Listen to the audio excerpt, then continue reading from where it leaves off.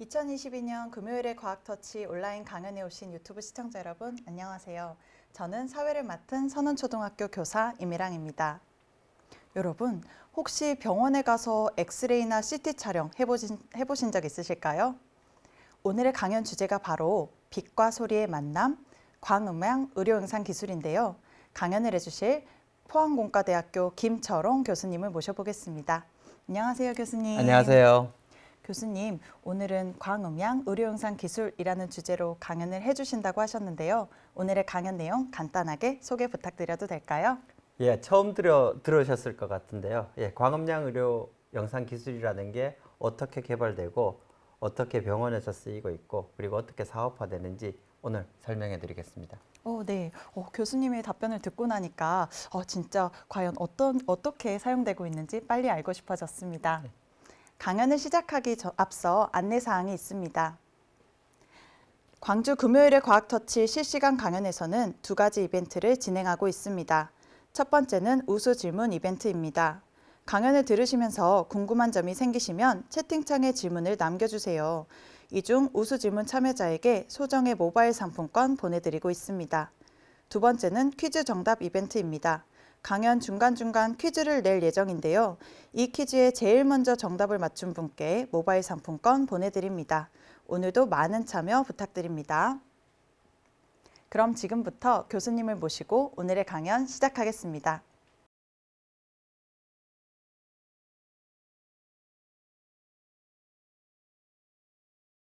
예, 먼저 초대해 주셔서 감사드립니다. 저는 포스텍 전자공학과, IT융합공학과, 기계공학과의 교수로 있는 김철옹입니다. 그리고 현재 포스텍에서는 의료기기 혁신센터장을 맡고 있고요. IT융합공학과 주임교수, 그리고 포스텍 의과학 프로그램 주무교수를 맡고 있습니다. 그리고 제가 외부적으로는 IEEE, EMBS, 즉 Engineering in Medicine and Biology Society에서 저명학자로 활동을 하고 있고요.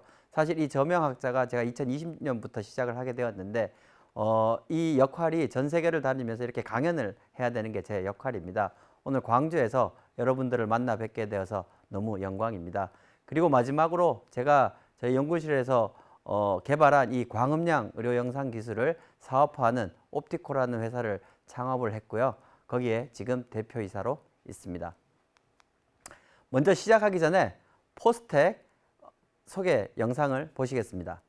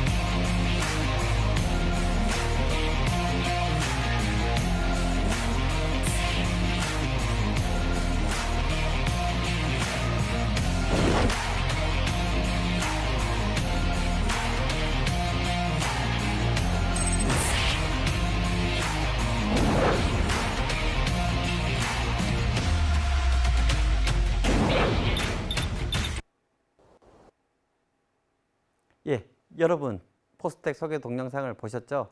예, 포스텍으로 오십시오. 여러분들 꿈을 크게 가지고 그 큰 꿈을 실현시키기 위해서 저희 포스텍이 항상 준비되어 있습니다.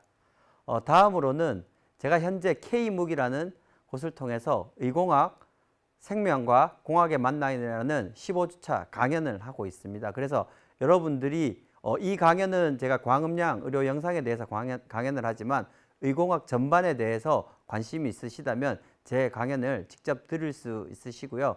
여기 웹사이트로 접속을 해주시면 됩니다. 먼저 간단한 소개 동영상을 보시겠습니다.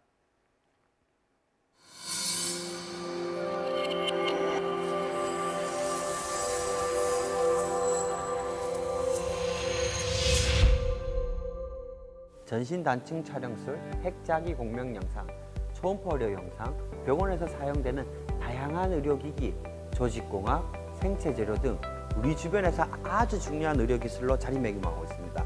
우리는 이를 의공학이라고 부르며 저는 여러분께 이 분야에 대해 전반적인 소개를 해드리려고 합니다. 저는 포항공과대학교 창의 IT융합공학과 교수 김철홍입니다.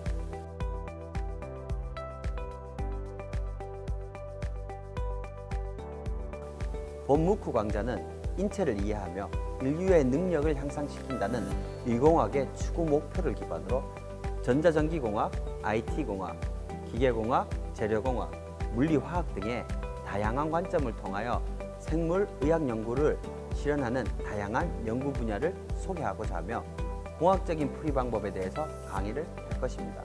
인류의 생명 연장, 삶의 가치 증대에 직접적인 공헌을 하고자 하는 학생은 본 무크 강좌가 좋은 첫걸음이 될 것입니다. 오늘날 현대의학이 해결하지 못한 문제들은 여전히 많이 남아 있습니다.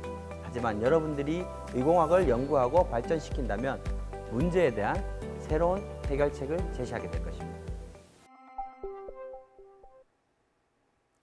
네, 왜 그러면 의공학인가? 먼저 저희가 광음량 의료 영상이라는 기술을 이야기하기 전에 의공학이 무엇인가? 영어로 바이오메디컬 엔지니어링이라고 하는데 좀 생소할 수도 있고 기존에 있던 다른 학문들에 비해서 이제 새로운 학문이라고 할 수 있습니다. 그러면 왜 이 학문이 중요한가? 첫 번째로는 우리 인류의 다이렉트 컨트리뷰션, 바로 즉각적으로 어떤 인류의 공헌을 할 수 있습니다.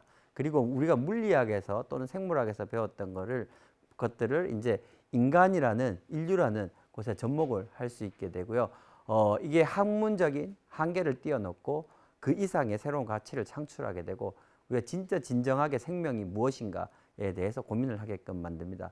이 분야는 여러 사람들과 여러 분야가 융합된 학문이고요. 특히 전자전기, 기계, 컴퓨터, 화공, 의학, 물리, 생물 이런 모든 학문들이 거의 융합되었다고 할 수 있습니다. 그리고 본인이 무언가를 연구를 하고 그 임팩트를 알리기에는 이 의공학이라는 학문은 굉장히 좋은 예제가 될 수 있을 것 같습니다. 그리고 저희가 포스텍의 의료기기 혁신센터라는 그 센터를 교육부 중점연구소로 이제 선정을 받아서 저희가 이제 설립을 하고 연구를 하고 있는데요. 그 이유는 인간의 기대 수명 연장과 질병의 다양화로 인해서 정확한 진단과 치료가 필요하고 있습니다. 아시다시피 인간의 수명은 계속 이제 증대하고 있고요. 그리고 이제 이로 인해서 세계 의료 시장은 굉장히 커지고 있습니다. 그리고 이 FDA 의료기기 허가가 가면 갈수록 이제 건수가 굉장히 늘어나고 있기 때문에 의료기기 상용화가 가속화된다고 할 수 있습니다. 여러분들 왜 이 의료와 관련된 연구가 또는 사업이 굉장히 중요하냐? 이게 글로벌 경제 위기에 굉장히 유연하게 대처하고 있습니다. 어린 여러분들은 사실 이제 전 세계적인 위기를 많이 겪지는 못했을 겁니다. 이번에 이제 팬데믹, 코비드 19 팬데믹이 가장 큰 위기라고 할 수 있는데 그 전에 크게 두 번의 위기가 있었습니다. 2000년에 닷컴 버블이라는 게 이제 위기로 나왔었고요. 그때는 인터넷이라는 게 새롭게 보급화되면서 .com이라는 웹사이트만 만들면 어떻게든지 사업을 할 수 있었던 시기였습니다. 그 이후로 굉장히 큰 위기가 왔었고요. 2007년에 미국에서 글로벌 경제 위기가 왔었습니다. 근데 금융과 관련된 굉장히 큰 위기가 오게 됩니다. 이 이후에 2000년과 2007년에 이후에 그 글로벌 경제 위기가 왔을 때 미국에서 S&P 500 또는 나스닥이라 그러죠.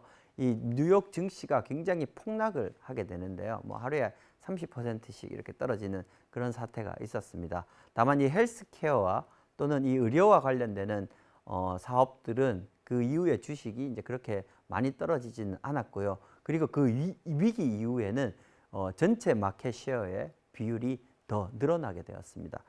이번에 여러분들 아시다시피 또 한 번의 굉장히 큰 세계적인 위기를 맞게 되죠. 그게 바로 이제 코로나 팬데믹입니다. 코로나 팬데믹은 헬스케어와 의료와 직접적으로 관련된 위기이기 때문에 이 위기 이후에는 현재는 이 헬스케어와 관련되는 사업은 굉장히 빠르게 성장을 하고 있습니다. 그래서 그걸 기반으로 글로벌적인 수요와 이걸 저희가 이제 맞추기 위해서 의료기기 혁신센터라는 것을 설립을 하고 연구와 교육에 집중을 하고 있습니다. 좀 더 소개를 해드리면 저희의 비전은 인공지능 기반의 의료기기 연구와 중개임상이라는 것은 연구실에서 만들어진 기술들이 병원에서 실제 사용되게끔 테스트를 하는 것들입니다. 그리고 기술 상용화 실현을 할 것이고 이제 글로벌 리더를 양성하는 것을 목표로 하고 있습니다. 크게는 정밀 진단, 의료 영상 헬스케어, 정밀 치료, 모니터링 헬스케어, 그리고 정밀 의학, 바이오 제조업을 저희가 준비를 하고 있고 이 기반에는 의료 빅데이터와 인공지능 기술에 기반을 하고 있습니다. 이런 것들이 연구실에 만들어진 것들이 이제 병원에서 사용이 되고 다시 기술 상용화로 이루어져서 다시 이제 연구실을 지원할 수 있는 그런 선순환 구조를 저희가 추구를 하고 있습니다. 그러면 오늘의 토픽인 이제 광음량 의료 영상에 대해서 넘어가겠습니다. 여러분 처음 들어보시죠? 거의 처음 들어보셨을 겁니다. 광음량 의료 영상과 가장 가까운 의료 영상이라고 할 수 있는 것은 현재 병원에서 사용되는 초음파 의료 영상이라고 볼 수 있습니다. 그러면 어떤 의료 영상들이 병원에서 지금 쓰이고 있을까 보게 될 텐데요. 먼저 엑스레이. 엑스레이는 크게 두 가지 방법이 있습니다. 보통 여러분들이 뭐 손가락이 부러졌다든지 뭐 폐렴에 걸려서 이제 가슴에 엑스레이 사진을 찍어야 될 경우 보통 찍는 엑스레이 영상 장비고요. 그게 이제 3D 3차원 구조로 좀 더 자세히 찍게 되어야 될 경우에는 이제 3차원 영상을 찍는 이제 CT 즉 컴퓨티드 토모그래피라는 엑스레이 기반의 CT 영상을 찍게 됩니다. 그리고 두 번째로는 이제 MRI, Magnetic Resonance Imaging이라는 이 MRI 영상이 현재 병원에서 굉장히 많이 사용되고 있고 기술적으로는 가장 많이 발전한 의료 영상 기술이라고 볼 수 있습니다. 그래서 많은 질병의 진단과 치료 모니터링에 이미 MRI가 사용되고 있습니다. 그리고 아까 제가 말씀드린 것처럼 초음파 의료 영상이 사용되고 있고요. 초음파는 사실 굉장히 안전하기 때문에 여성분들이 임신을 했을 때 이제 아기를 볼 수 있는데도 사용이 되고 작은 병원에서도 이제 저가의 초음파 장비를 이용해서 영상을 찍을 수 있는 그런 장점을 가지고 있습니다. 이렇게 다양한 의료 영상 장비가 쓰이고 있고요. 또 하나 이제 최근에 병원에서 많이 사용되기 시작한 PET, 포지트론 에미션 토모그래피라는 분자 영상 장비고요. 이 영상 장비는 특히 그 암 진단에 굉장히 민감하기에 초기에 있는 암을 찾을 수 있는 그런 영상 장비입니다. 이렇게 많은 의료 영상 장비가 사용되고 있는데요. 우리가 궁극적으로 질문을 하나 해볼 수 있습니다. 사람이 무언가를 봐야 될 때 이 영상 장비는 사실 우리가 보지 못하는 몸속에 있는 무언가를 보게 되는데 사람이 실질적으로 무언가를 봐야 될 때 어떤 걸 사용할까요? 가장 쉽게 우리가 이야기할 수 있는 게 우리가 직접 가지고 있는 눈이라고 할 수 있습니다. 현재 지금 제가 강의하고 있는 이 방에도 불빛이 있고요. 불빛은 이제 에너지를 내는 소스라고 할 수 있고 그 불빛이 반사되어서 이제 제 눈으로 들어와서 제가 이제 색깔도 구분할 수 있게 되고요. 그 다음에 이제 이 형체를 구분할 수 있게 됩니다. 그럼 이 인간이 가지고 있는 이 눈과 똑같은 원리로 만든 기계가 있습니다. 그걸 카메라라고 하죠. 이런 카메라, 눈, 이런 것들이 병원에서 굉장히 겉으로 보기에는 사용이 되는데 몸속을 보는 데는 사용이 되고 있지 않습니다. 그럼 무엇일까? 왜 우리가 무언가를 볼 수 있는 이미 몸에 그런 기능을 가지고 있는 장기가 있는데 왜 몸 안은 보지 못하는 걸까요? 그 문제점을 굉장히 간단하게 설명해 드리겠습니다. 이게 제가 오늘 포항에서 고속도로를 타고 오늘 날씨가 굉장히 좋았습니다. 88 고속도로를 타고 오늘 광주까지 오게 되었는데요. 전혀 이제 날씨가 굉장히 쾌청하고 맑을 경우 굉장히 먼 곳에 있는 곳까지 저희가 시야를 확보를 할 수가 있습니다. 그래서 멀리 있는 곳까지 볼 수 있게 되는데 이런 상황에서 안개가 끼게 된다면 10m 앞도 보기가 굉장히 힘든 상황이 생깁니다. 이게 사실 우리가 왜 카메라 또는 우리 눈으로 몸속을 보지 못하는 원리와 똑같은데요. 이 안개라는 것은 이제 불빛이 왔을 때 모든 이 빛을 산란시켜 버려서 이제 빛을 퍼뜨려 버립니다. 그러니까 이 말은 빛을 쏘았을 때 안개 너머로 빛이 못 들어가는 게 아니라 이 안개 분자에 의해서 모든 게 이제 빛이 산란된다. 산란되어서 흐트러져서 보지를 못한다. 그래서 운전을 할 때 가장 위험한 경우가 안개 낀 상황에서 운전을 하는 경우입니다. 왜? 헤드라이트를 아무리 세게 켜도 절대 앞을 보지를 못합니다. 그래서 우리 몸도 이 방에 불빛이 있어서 제 몸을 지금 제 몸의 표면에 닿고 있지만 이 빛은 몸을 투과해서 들어가고 있습니다. 들어가고 있는데 이게 이제 피부에 맞고 몸에 맞았을 때는 안개처럼 전부 다 산란되기 때문에 이 퍼짐의 현상에 의해서 저희가 보지 못하는 겁니다. 그래서 여기서 굉장히 중요한 개념인데요. 빛의 산란, 특히 우리 몸은 빛을 굉장히 많이 산란시키는 그런 특성을 가지고 있다. 그래서 투과를 하지 못하기 때문에 산란이 되어서 저희가 몸속을 못 보는 것입니다.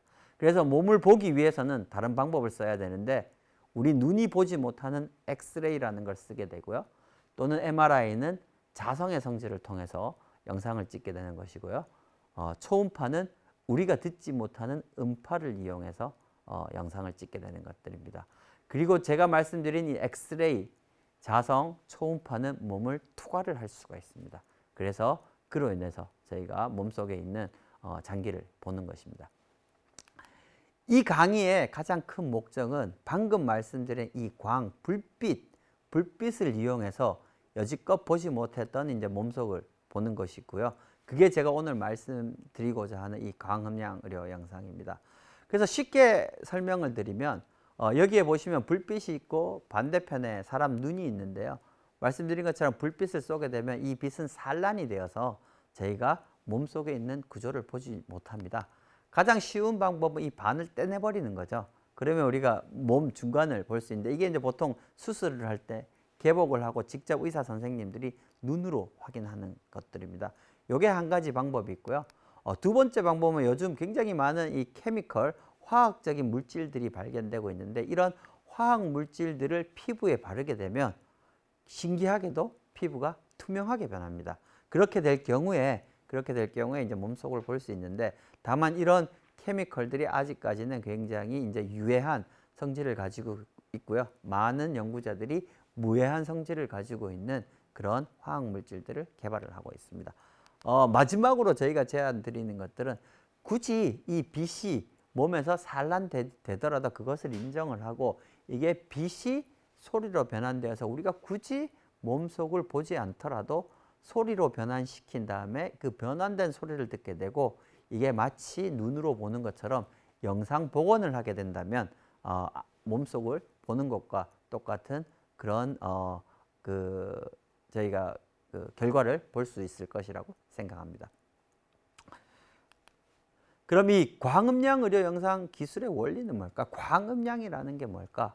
이게 우리 일상생활에서 쉽게 볼 수 있는 현상입니다. 가끔 비가 내리게 되면 천둥이 치게 되죠. 한번 비디오로 한번 동영상을 보시죠.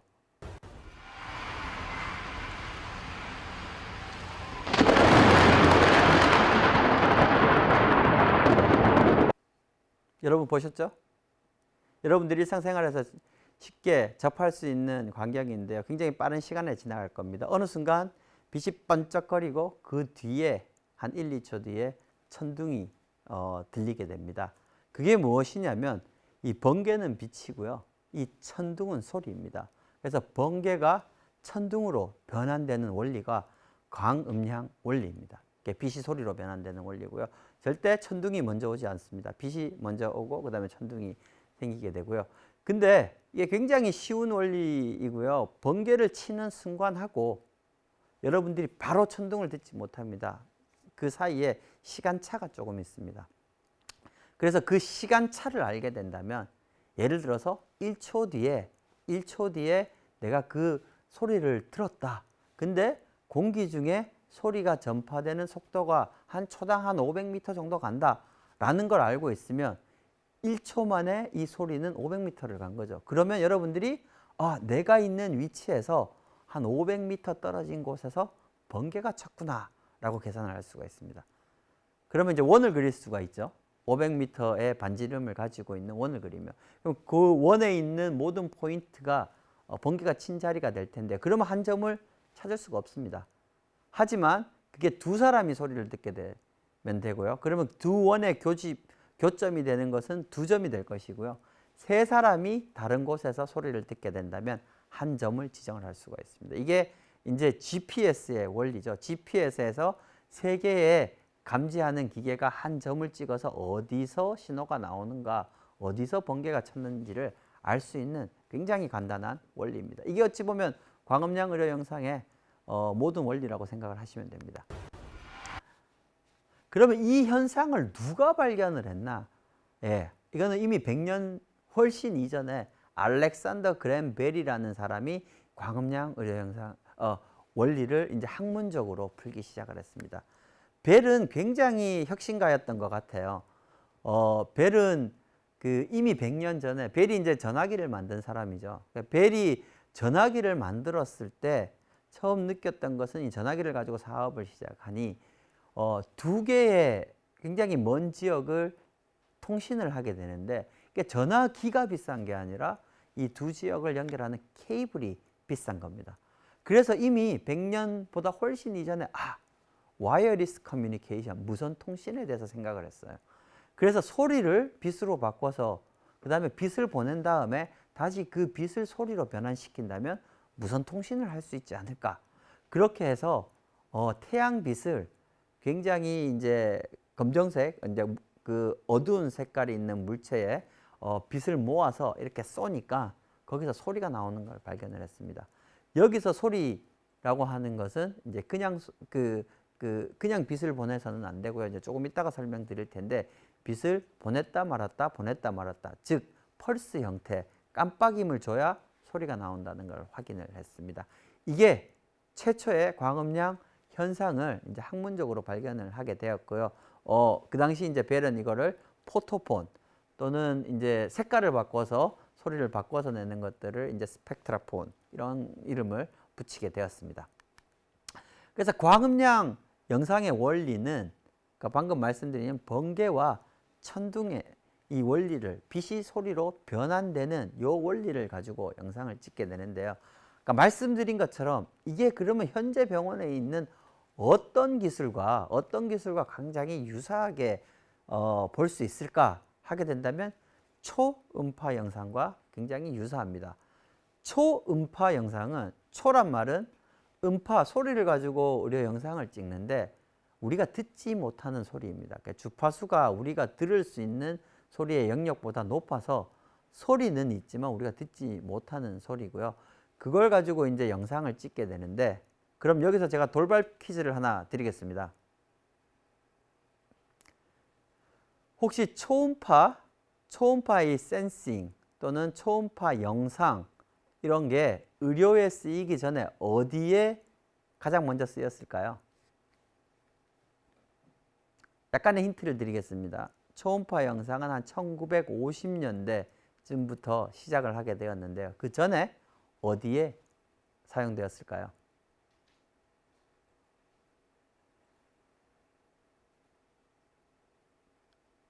답변하시는 분들이 있을까요? 네. 자, 제가 아까 힌트를 드렸죠. 1950년대라고 했습니다. 여러분들이 태어나기 훨씬 전, 제가 태어나기도 훨씬 전, 아마 저희 부모님께서 굉장히 어렸을 때 같은데 1950년대는 이제 우리나라는 한국 전쟁이 있었고요. 1945년이 2차 세계대전이 끝났던 해입니다. 그 전에 초음파가 굉장히 많이 쓰였는데요.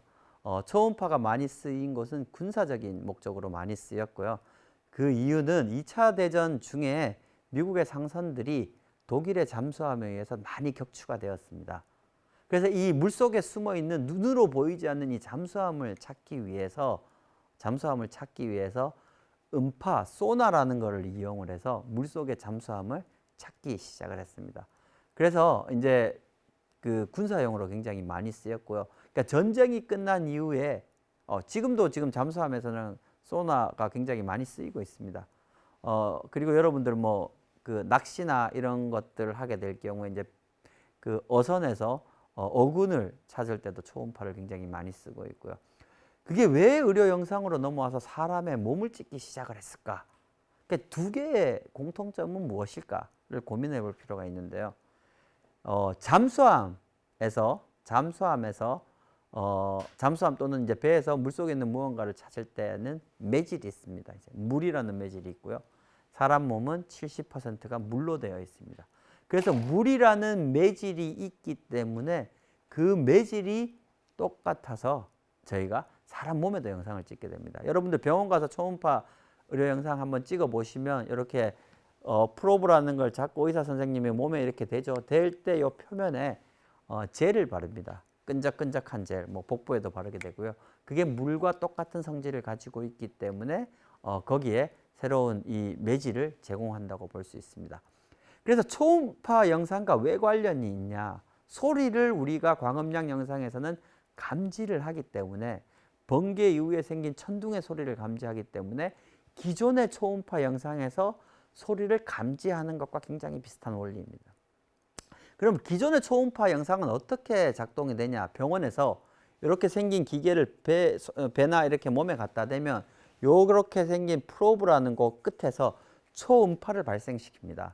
그래서 발생시켜서 몸속으로 보낸 다음에 돌아오는 초음파를 가지고 영상을 복원하게 됩니다. 그래서 보낼 때도 초음파, 받을 때도 초음파. 이게 이제 기본적인 초음파 의료 영상의 원리고요. 광음량 영상은 초음파 영상처럼 초음파를 보내지를 않습니다. 대신 아까 번개 같은 걸 만들어야 되는데요. 여기서 말한 저희는 레이저를 조사를 합니다. 이러한 레이저는 그러면 굉장히 특이한 레이저를 쓸 것 같은데 여러분들 어머님들이 피부 관리할 때 피부과를 가끔 가면 피부과에서 전 빼는 레이저 이런 거 많이 쓰죠. 이제 이렇게 그런 전 빼는 레이저 시술을 할 때 보면 소리가 딱딱딱딱 소리가 납니다. 뭐 기계에서 날 때도 있고요. 피부 표면에서 소리가 난다고 보시면 됩니다. 그 소리를 한번 다음에 따라가게 된다면 유심히 한번 보십시오. 이제 피부 표면에서 소리가 납니다. 그게 광음량 원리입니다. 그래서 그런 피부과에서 사용하는 그러한 레이저를 몸에 조사를 하게 되면 몸에서 빛을 흡수를 하게 되는데 이게 흡수를 소리가 나오는 원리가 저처럼 지금 이 검정색 옷을 입고 오늘같이 화창한 날 밖에 나가면 굉장히 덥죠. 왜? 검정색이 빛을 많이 흡수하니까. 그러면서 덥다는 말이 열이 발생을 하게 됩니다. 열이 발생을 하게 되면 열점도 팽창이라는 게 일어나게 되는데 열점도 팽창이라는 건 뭐냐면 또 굉장히 쉬운 원리인데 풍선이 있고 풍선 주위의 온도를 올리면 풍선이 팽창하죠. 그 원리랑 똑같습니다. 어떤 특정한 물체가 순식간에 열이 올라가게 되고 열로 인해서 팽창을 하게 되면 커지면 그리고 펄스 레이저 저희가 이제 레이저를 쐈다 말았다 하기 때문에 팽창했다 줄어들었다 팽창했다 줄어들었다 하면서 주위의 환경을 방해를 시키는데 이게 초음파로 발생이 되어서 전파가 되게 됩니다. 이게 그래서 빛이 흡수되고 열이 발생하고 물체가 팽창을 해서 이제 초음파를 발생을 시키게 되고 발생된 초음파는 몸을 통해서 흘러나온 다음에 기존의 초음파 장비로 감지를 할 수 있습니다. 그래서 오늘 한 가지 아셔야 될 게 기존의 초음파 장비는 보낼 때도 초음파, 받을 때도 초음파. 광음량 영상은 보낼 때는 레이저, 받을 때는 초음파입니다. 이게 다른 것입니다. 다만 그럼 몸속에서 어떤 것들이 이 레이저를 많이 흡수하고 열을 발생시킬까? 저처럼 이렇게 검정색 옷, 짙은 계열의 색깔을 몸속에 가지고 있는 무언가가 있으면 걔는 굉장히 초음파를 강하게 발생시킵니다. 그걸 멜라닌이라 그러고요. 우리 몸속에는 멜라닌이 많고 뭐 피부에 점 같은 것들이 보이듯이 이제 그런 멜라닌이 많게 되고요. 또 우리 몸에는 피가 있습니다. 크게는 두 가지 형태의 피가 있고요. 동맥과 정맥, 하나는 붉은색, 하나는 푸른색에 가까운 붉은색이고 이런 피들이 빛을 많이 흡수해서 초음파를 강하게 됩니다. 그래서 이 광음량 영상을 이용하게 되면 몸속에 있는 혈관을 굉장히 자세히 약물을 쓰지 않고도 그대로 볼 수 있는 그런 장점이 있습니다. 그래서 이게 한 가지 예제인데요. 이걸 여러 가지 형태로 만들 수도 있는데 여기는 현미경 형태로 만들었습니다. 그래서 굉장히 작은 혈관을 볼 수 있게 되고 이제 동물에게 이제 테스트를 해서 영상을 찍은 것들이고요. 이런 고해상도의 이 혈관 영상을 보려면 기존에는 이제 약물을 투입을 해서 혈관 조형이라는 걸 하게 되는데요. 여기는 이제 그대로 찍은 건데, 그러니까 쥐에 이제 귀를 본다든지, 여기 보시면 이제 귀에 있는 혈관을 본 거고요. 그러니까 이제 쥐의 이제 뇌에 있는 혈관을 본 겁니다. 그리고 뇌에 있는 이 스컬, 그 뇌뼈를 열지 않고 받는 것들이고, 이제 눈에 있는 혈관들을 본 것들입니다. 그러니까 쥐에 있는 혈관을 찍은 것들이고요. 저희가 이제 여기서 이제 사업을 한번 시작을 하게 됩니다. 그 이유는 그 전에 저렇게 혈관을 이제 작은 동물 쥐에 있는 쥐를 가지고 굉장히 연구들을 많이 하거든요. 이제 생물학과나 의학에서. 이런 연구를 많이 해서 혈관을 많이 봐야 되는데 저런 장비가 만들어서 사람들이 관심을 얻었는데 문제는 시간이 굉장히 오래 걸렸습니다. 하나 찍는데 보통 한 30분에서 1시간 정도 시간이 걸렸던 것들이죠. 그래서 저희가 이거를 우리가 굉장히 고속으로 찍을 수 있겠구나 라는 이제 MEMS라는 뭐 다른 교수님들이 좀 MEMS라는 기술을 이제 한번 강연을 했으면 좋을 것 같은데 마이크로 머신 기술을 이용해서 굉장히 작은 MEMS라는 기술을 이용해서 이 영상의 속도를 굉장히 올렸습니다.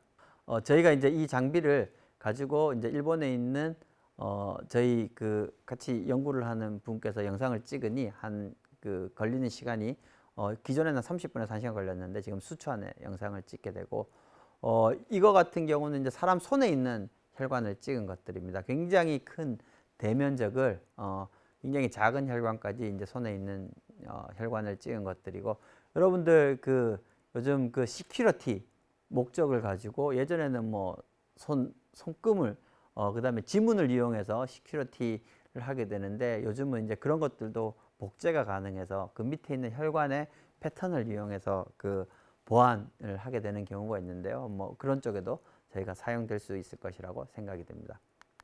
그 다음 거 같은 경우는 이거는 이제 처음에 보여드렸던 그림은 그 쥐의 일부 뭐 귀, 눈, 뇌 이런 쪽을 찍게 되는데 이거는 이제 그 동물의 이제 전체 사진을 초고속으로 영상을 찍어서 이제 그 동물의 그 몸 속에 있는 혈관들의 구조를 봤던 연구 결과입니다.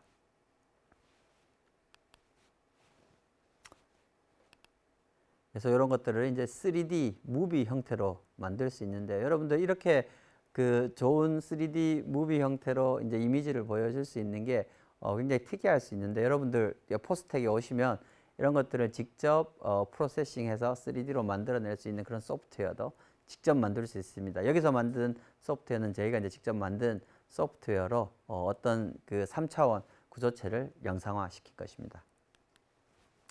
그리고 이것은 처음에 본 이제 바로 앞에서 본 3차원 영상보다 더 깊게 볼 수 있는 전신 촬영 영상 기술인데요. 제일 왼쪽은 이제 배 쪽에서 찍은 것들이고 이제 중간에는 이제 쥐의 등에서 찍은 것들이고 제일 오른쪽에는 이제 쥐를 이제 옆으로 놓고 찍은 것들인데 여러분들 뭐 자세하게 조금 보시면 이제 중간에 보이는 이런 구조들이 그 대장과 소장을 나타내고 있고요. 뒤쪽에 빨간색으로 보이는 구조들이 이제 간을 주로 나타내고 있습니다. 이제 등 쪽으로 보게 된다면 그 척추가 보이게 되고요. 오른쪽으로는 여기는 이제 비장이 보이게 되고 이쪽에 보이는 조그만 게 이제 양쪽에 콩 모양으로 보이는 것들이 신장이라고 볼 수 있습니다. 그래서 이렇게 해서 여러분들 동물 정신 촬영을 해서 영상을 볼 수도 있고요. 또 하나 저희가 굉장히 그 집중적으로 연구하는 분야 중에 하나가 이제 심혈관 질환에 관한 건데요. 이제 사람이 가장 많이 죽는 병이 심혈관 질환입니다. 그래서 혈관과 관련되는 질환인데 이제 이 혈관이 심장에 있는 혈관이 문제가 생기게 되면 심혈관 질환이 되게 되고요. 뇌로 가는 혈관에 문제가 생기게 되면 뇌질환이 될 것이고 발로 가는 혈관에 그 문제가 생기면 이제 말초혈관 질환이라고 하는데요. 가장 위험한 것이 이제 심장에 있는 혈관이 막힐 경우에 심근경색을 일으켜서 사망이 이를 가능성이 굉장히 높습니다. 그래서 심근경색의 거의 첫 번째 증상은 사망일 가능성이 굉장히 높습니다. 그래서 이 심혈관 질환은 국제 사망률 1위, 국내 사망률 2위를 나타내고 있고요. 이미 이제 심근경색 또는 뇌경색에 발생하기 전 단계의 사전 진단 기술은 진단 기술 개발이 절실히 요구되고 있는 상황입니다.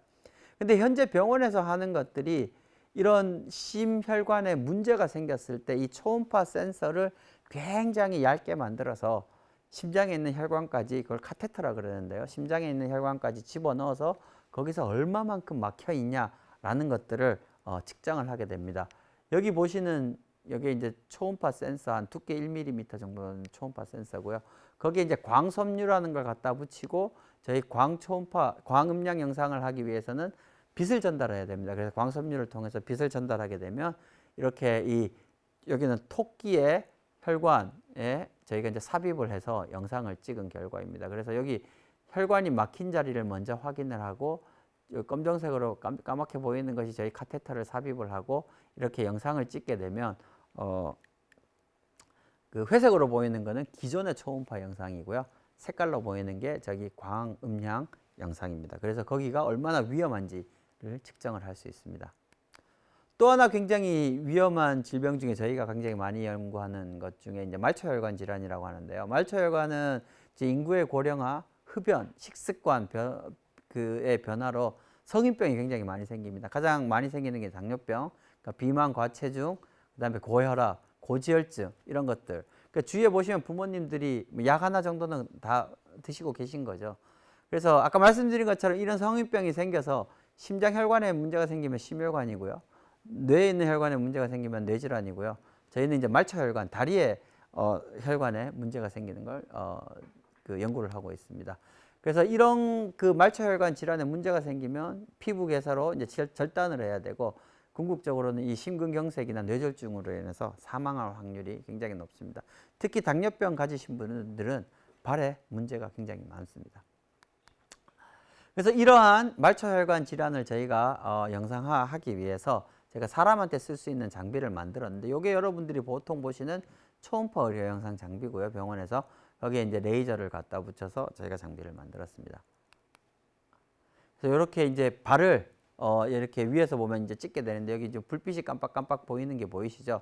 그리고 오른쪽 밑에는 사람 발의 단면적을 여러 번 찍어서 영상을 나타내는데 회색이 기존의 초음파 영상이고 동글동글하게 보이는 이런 색깔이 있는 것들이 이제 광초음파 영상에 의해서 혈관이 찍히는 것들입니다. 그래서 여러 영상을 모아서 찍은 다음에 이제 저희가 이제 이미지 복원 알고리즘을 이용하게 된다면 3D 영상 복원을 할 수가 있습니다. 그래서 보시면 여기 보시면 이 혈관, 사람 발 속에 있는 혈관을 영상을 찍은 것들이고요.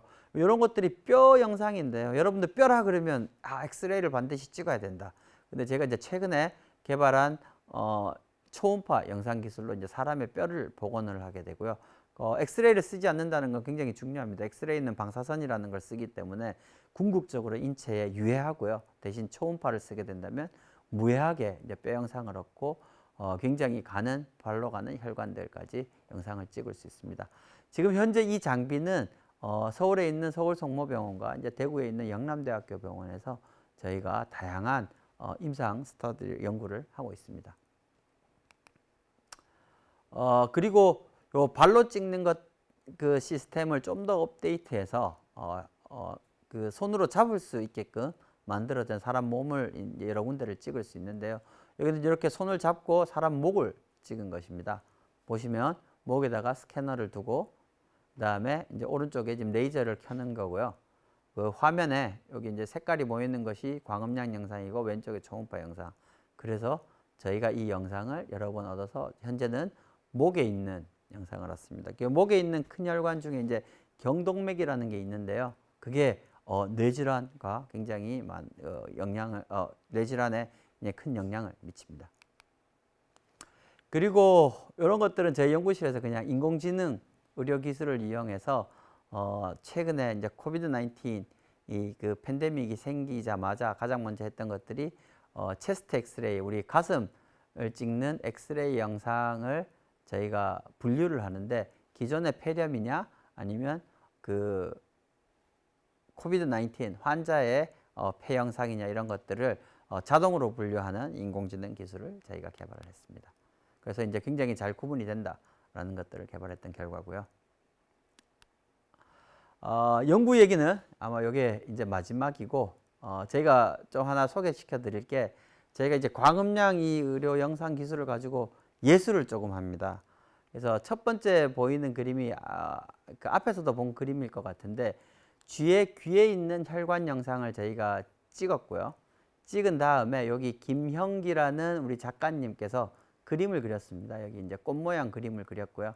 그러니까 저희가 이제 이 그림의 이름을 벚꽃 체리 블러썸이라고 저희가 이름을 붙였고 사실 이 그림은 일본 고객에게 150만 원에 팔았습니다. 그래서 이거 굉장히 좋은 비즈니스가 될 수 있다라고 생각이 들고요.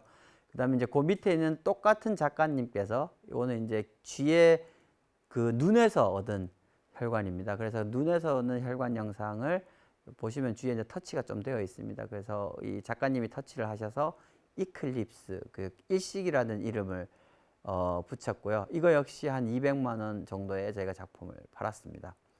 그리고 오른쪽에는 저희가 이제 2018년에 우리가 한참 뭐 그 우리나라 대통령하고 이제 북한의 김정은 그 위원장하고 이제 만났던 그걸 저희가 기념하기 위해서 만들었었고요. 사실 히스토리가 조금 있습니다. 이 영상은 싱가포르에서 저희 장비를 산 팀에서 찍은 영상이고요. 그 당시 싱가포르에서 만났기 때문에 싱가포르이 굉장히 정치적으로 그 당시 굉장히 유명했었습니다. 그래서 그 혈관 영상을 찍은 결과입니다. 그래서 오늘 제가 연구와 관련되는 광음량 의료 영상과 관련되는 연구를 많이 했고요. 여기에서 만든 기술을 현재 병원에서 아까 말씀드린 것처럼 테스트를 하고 있고 그 영상의 결과를 저희가 창업한 회사 옵티코를 통해서 상용화하고 있습니다. 그래서 저희의 목표는 향후 최대한 빨리 실질적으로 우리 환자분들이 이런 기술로 혜택을 받고 많은 분들이 사용하는데 편하게 사용할 수 있도록 노력하려고 하고 있습니다. 예, 여기까지 준비했습니다. 감사합니다.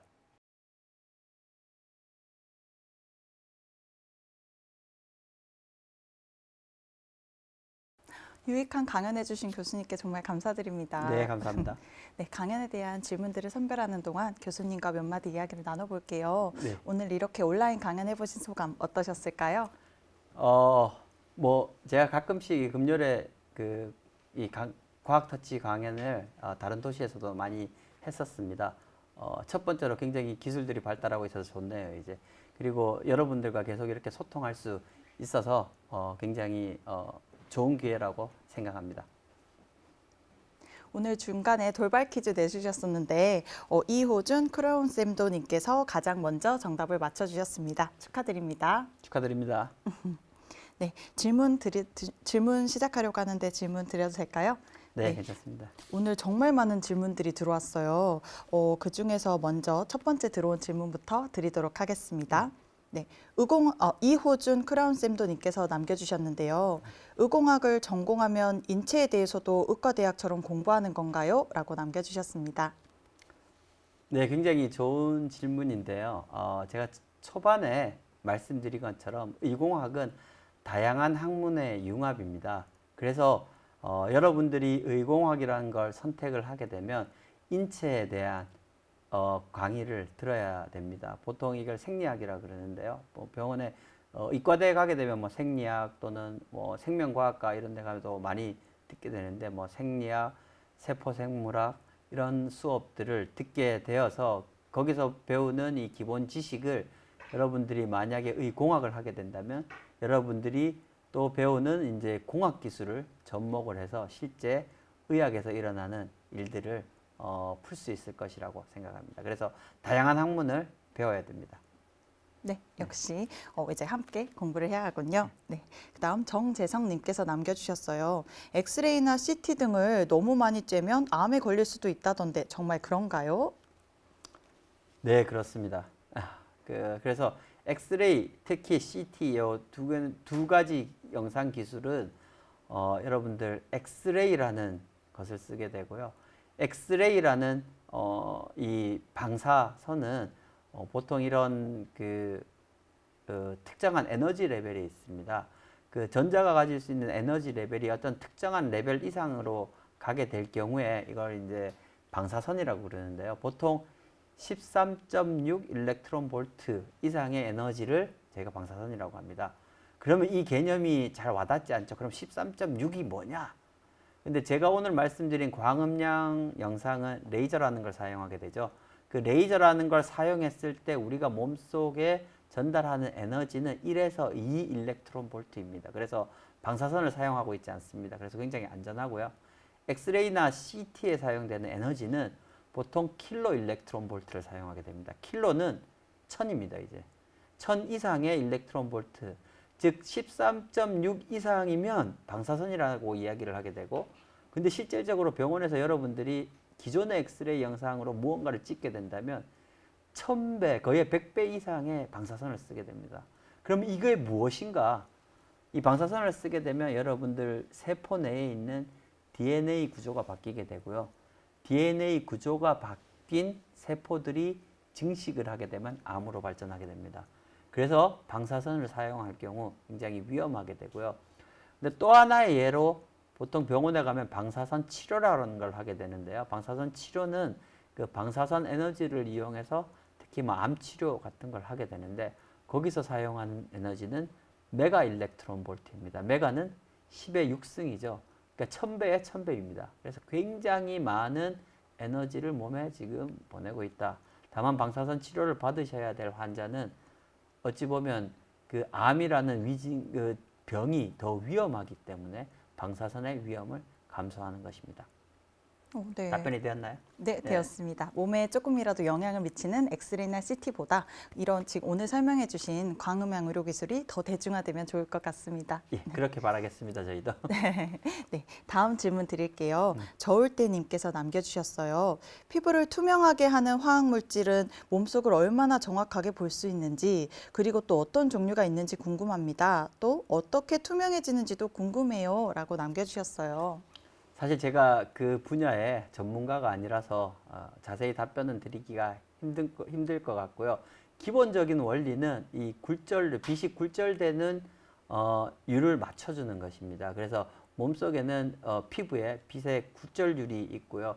그런 굴절율이 우리 눈으로 봤을 때 투과할 수 있게끔 맞추게 되는데, 여러분들 이 몸을 투명하게 하는 이런 그 화학 물질이라는 걸 상상을 하게 될 경우, 몸이 전부 다 투명하게 돼서 안을 쉽게 볼 수 있을까라고 생각을 할 수 있는데, 그 정도는 아니고요.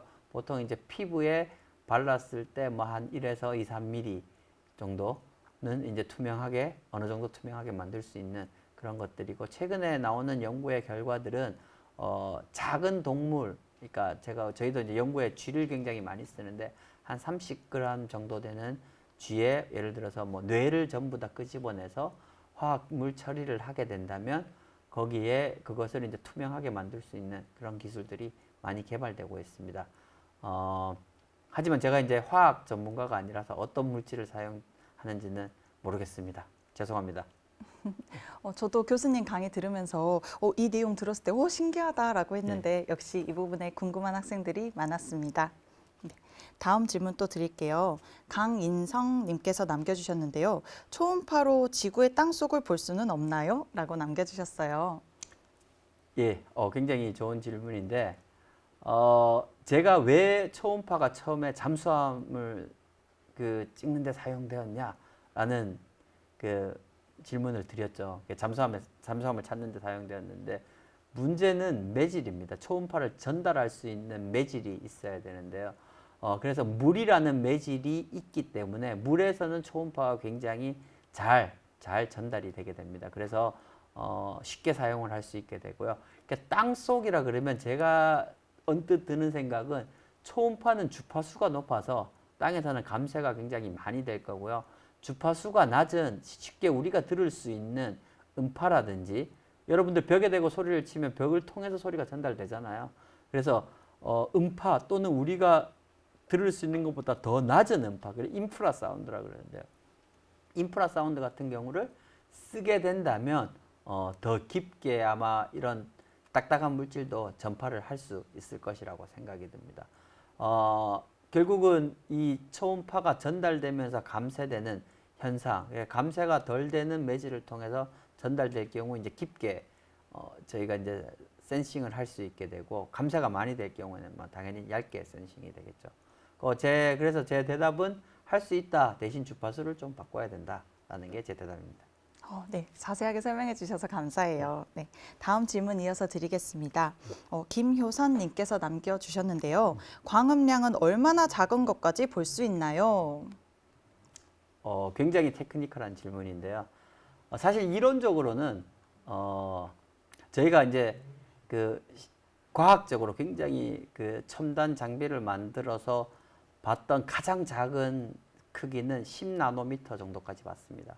그러니까 여러분들 나노는 10의 마이너스 9승이죠. 예. 굉장히 작은 물체까지 광음량 기술을 이용해서 봤다. 다만 그렇게 작은 물체를 볼 경우에는 깊게 들어가지를 못합니다. 저희가 봤을 때는 표면에 있는 것만 보게 되고요. 그래서 이 광음량 기술은 해상도 얼마나 작은 걸 볼 수 있냐와 투과 깊이가 항상 일정한 비율을 가지고 있습니다. 보통 한 5마이크로미터 정도에 되는 크기의 물체를 보게 된다면 깊이가 200 정도로 곱하면 되는데 그러면 어느 정도죠? 1mm 정도 들어간다고 보시면 됩니다. 이제 그게 그 깊이와 해상도의 비율이 한 200 정도. 그리고 5마이크로미터 정도의 물체는 한 1mm 투과 정도까지 본다고 보시면 될 것 같고요. 그거를 뭐 10배로 늘려서 50마이크로미터라 그러면 한 1cm 정도 그렇게 생각을 하면 될 것 같습니다. 네, 너무 진짜 작은 단위까지도 이제 볼 수 있다고 하니까 정말 대단하네요. 네. 네, 다음 질문 이어서 드리겠습니다. 이호준님께서 또 질문을 남겨주셨어요. 빛이 흡수된다는 것은 어떤 뜻일까요? 빛이 사라지는 건가요? 빛은 계속 진행하다가 저절로 사라질 수도 있나요? 빛이 몸에 맞게 되면, 그러니까 뭐 빛이 흡수되는 게 그런 것들이죠. 제가 지금 굉장히 덥거든요. 여기 불빛이 있어가지고 그런 게 빛이 사라지는 현상인데 사라지지는 않고 결국 에너지가 들어오게 되면 다른 형태로 변환을 하게 됩니다. 그래서 어떤 물체에 빛을 쏘게 되면 이제 빛이 반사돼서 튕겨 나갈 수도 있고요. 사라졌을 때 이게 그러면 에너지 보존 법칙에 의해서 어떻게 사라질 수가 있는가? 에너지는 항상 보존되어야 되는데 그래서 빛이 어느 물체에 맞았을 때 튕겨서 나가든지 사라져야 되는데 그 사라지는 현상 중에 하나가 흡수라는 건데요. 이게 이제 흡수가 되어서 어떻게든지 간에 그 똑같은 에너지 양이 다른 쪽으로 변환이 되어야 됩니다. 한 가지 굉장히 특이한 변화는요. 과학에서 굉장히 많이 쓰이는 것들인데 어떤 물체에 빛을 써서 빛이 사라지는데 걔가 에너지가 다른 형태의 빛으로 변환되어서 다시 발산이 되게 됩니다. 그걸 형광이라고 합니다. 우리 형광 스틱 같은 경우 불을 켰다가 그 주위에 있는 불을 굉장히 환하게 켠 다음에 불을 갑자기 끄면 어떤 스티커에서 막 불빛이 나오게 되죠. 그런 현상입니다. 외부에서 에너지를 받았다가 다시 발산을 시키는 경우고요. 그러면 이런 형광을 내지 않는 물체는 어떤 물체인가?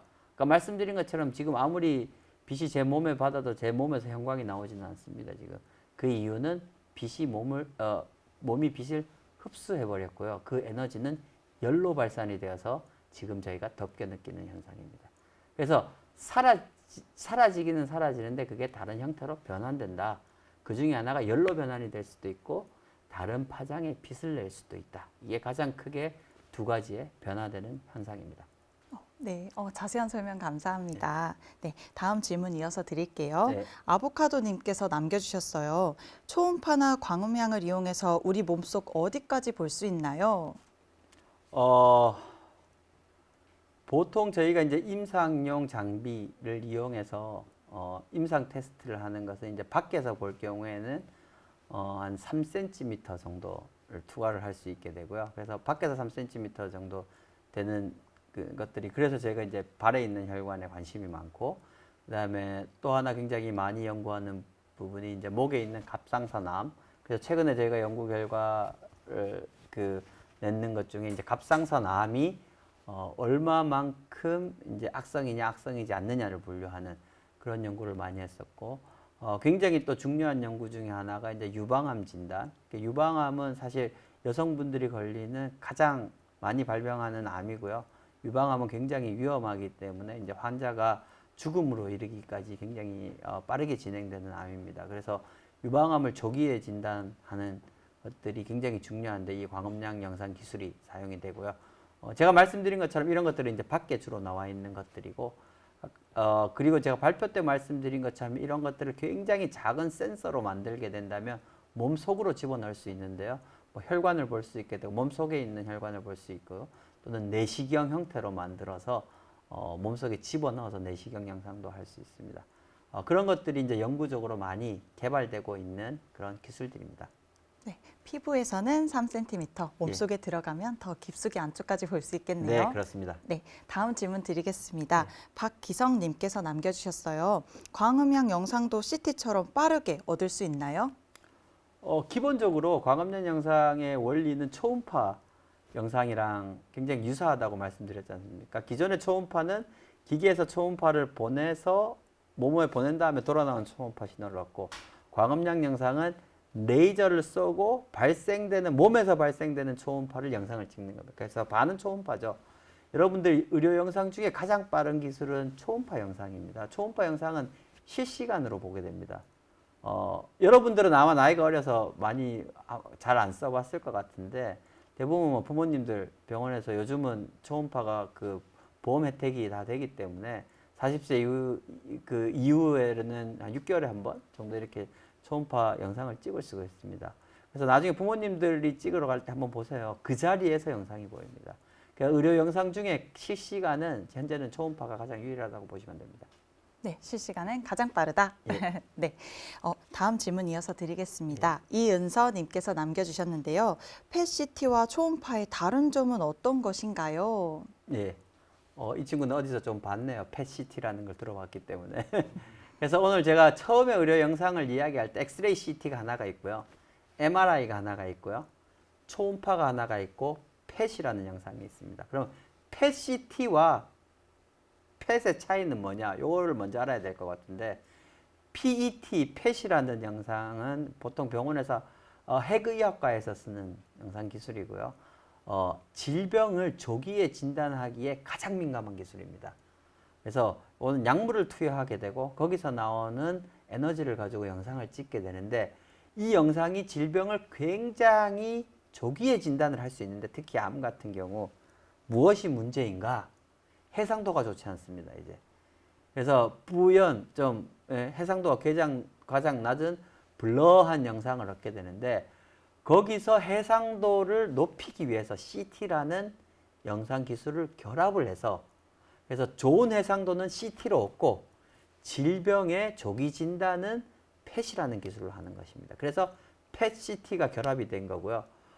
말씀드린 것처럼 질병의 조기 진단이 굉장히 중요하기 때문에 펫에 쓰는데 해상도가 나쁘다. 또 하나의 방법은 펫과 MRI를 갖다 붙여서 펫 MRI라는 장비가 있습니다. 그래서 요즘 대학병원에 큰 현수막으로 우리는 최신형 펫 MRI를 구비하고 있다 라는 걸 한번 병원 가면 보세요. 이제 그런 경우가 영상의학과에 있고요. 그것도 역시 MRI의 고해상도와 펫의 고민감도를 결합한 영상이라고 할 수 있습니다.